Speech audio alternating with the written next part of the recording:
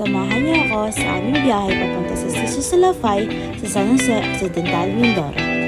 Sa aming naging biyahe, nadaanan namin ang Devil's Mountain. Ang mismong bundok na yun yung tinatawag nilang Devil's Mountain. Hindi ko nga lang masyado nakuhanan yung mismong, alam niyo yun, yung parang sungay kaya nila natawag na Devil's Mountain. Sobrang tuwang-tuwa kasi talaga ako dun sa bundok kasi sobrang brown yung kulay niya. Nakikita niyo puro brown na lang tapos na anime yun. Kasi bango lang hindi natira din tinatanim sa Occidental is sibuyas tsaka mga mais ganon. Ito yung time na bumaba na kami ng sasakyan kasi hindi na makakalusong din yung sasakyan namin pababa dun sa pagpuntahan namin sitio. Ayan, video-video lang, tawa-tawa din sa mga kasama namin sa likod, yung mga vloggers na din. Tapos, eto na, dito na kami sa sitio sa Lapay, kung saan gaganapin namin yung MCGI Cares na ang nagulin ay makatulong at may bahagi sa lahat ng tao na buting gawa na itinuturo sa amin ng aming mamamaraan. Dahil bilang kabataan, itinuturo ko sa amin na lalahanin mo ang nilalang sa Diyos karawan ng iyong kabataan bago dumating ang mga anak. Kaya mga bata pa lamang kami, tinuturoan na kami kung paano gumawa ng mabuti sa kapwa. Sa aming pagtanda ay nadala namin ito. Kasama ang pag-aaral ng mabuti, pagsasalamat sa Diyos, gamit ng pagsayaw at pagkanta. Ako sa Diyos, mabuti sa mga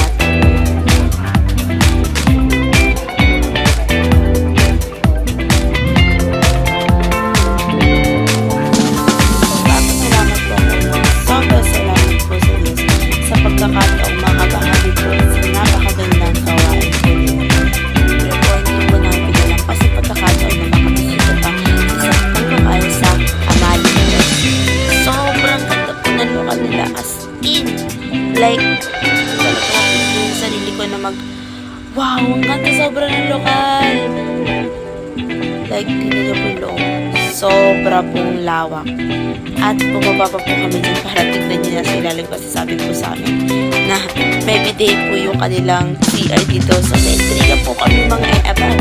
At yan, pumasok po kami.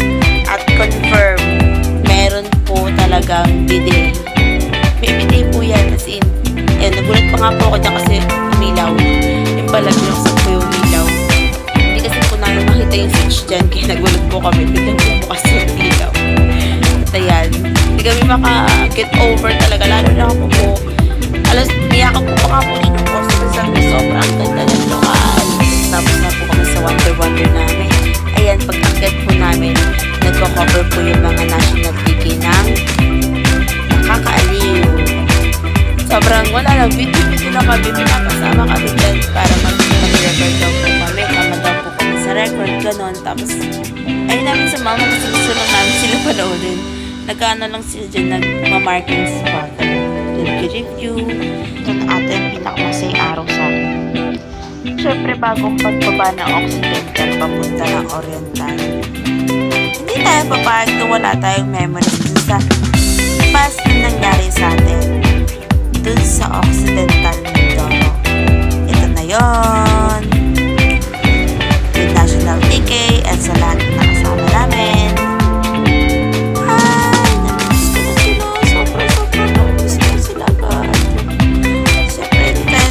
Pwede mo wala ng memories dun sa Devil's Mountain with Ate Micha, with Ate Micha ulit, with Sis Abby, partner in crime, with myself, syempre ako din, ako dyan, Devil's Mountain, kami panagyan-ganyan ka pa.